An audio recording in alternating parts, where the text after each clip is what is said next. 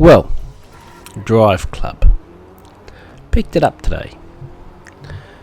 And these are my impressions of this game. And also, I'm going to speak about my impressions of Forza Horizon 2. Although different type of games, the fact that this game is not free roam like Forza is, I think they've got a lot in common, especially with the type of races they have, point to point and circuit type races, not on real tracks. So they do actually have quite a lot in common. But Drive Club, what do I think of Drive Club? The first thing that's hit me with Drive Club is truthfully how poor the graphics are. This game was touted to be a PS4 seller, that the graphics were amazing for a racing game, and I'm still trying to see where. The graphics look washed out. The anti-aliasing is awful. It looks like it's 720p, not 1080p, and the movement, the speed of the game, the frame rates, it feels like it's running at 15 frames a second, not even 30. When you consider Forza's running at 30 frames a second as well, but it's the sense of speed and how smooth it runs is a lot better, and the detail in Forza is a lot better, which we'll have a look in a second. But Drive Club, even the engine sounds don't sound that crash hot. The sounds just sound a bit off. Seems like they basically sounds like they got the same people that did the sounds for not as bad, but they got help from the people that did the Gran Turismo's 5 and 6 sounds, because it still doesn't sound right. The car models aren't really that crash hot. The racing feels quite sterile. You don't really feel like you're involved in anything. You just do this race, and then do the next one, get some points, blah blah blah. The customization for the car clubs doesn't seem much. You can do a hell of a lot more with Forza Horizon, and just I can't get my head around this game. What have they been doing for the last year to the game that was supposed to be released a year ago on the PlayStation 4's launch?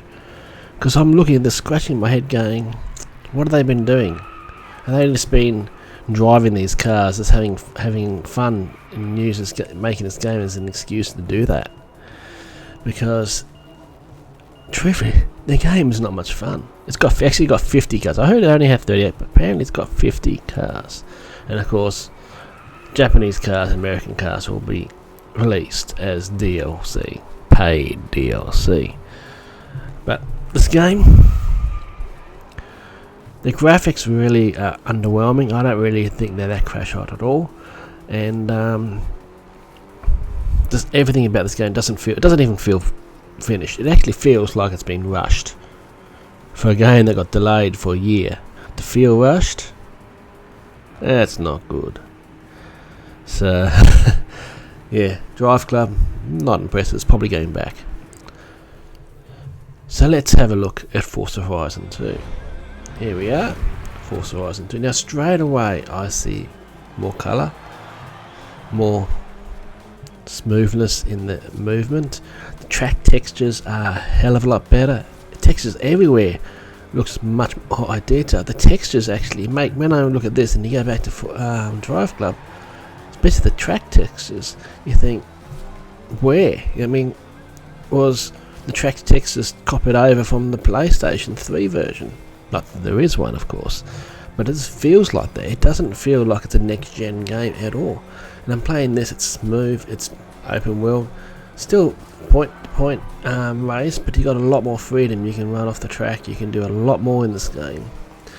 And AI in either isn't brilliant, but AI in Drive Club, they will just ram you from behind, and then hit you, and you get smashed into the car in front, and of course you get penalised for that, even though you've done nothing wrong. The idiot behind you just runs in your back. The AI just doesn't feel good. AI in Forza, no. Well, then they call them drivatars, and they drive like the real people. Not really. But it's good, still pretty cool seeing people that you know racing. As I got my mate Heath, I passed him in this race, and there's Sub-Zero. I know, I've known him, I've subscribed to his channel, so there's people that I know So it's cool seeing that. But this game just feels so much more complete. It feels like you can actually that you're experiencing something. You know, you have an understanding what you're doing and that what you're driving towards. Where Drive Club doesn't do that. This game feels completely finished. You know, this game is an almost perfect game as far as I'm concerned. I'm surprised to say that about Xbox. I didn't really like Forza Horizon, the first one. Forza Horizon 2, much better game, and I'm very much impressed with it. I've been spending a lot of time with this game. I can see myself putting a lot of time into this game. I can't see myself doing that with Drive Club, especially with the poor frames. It feels the graphics aren't that crash hot. I'm scratching my head thinking, why are the frames so poor?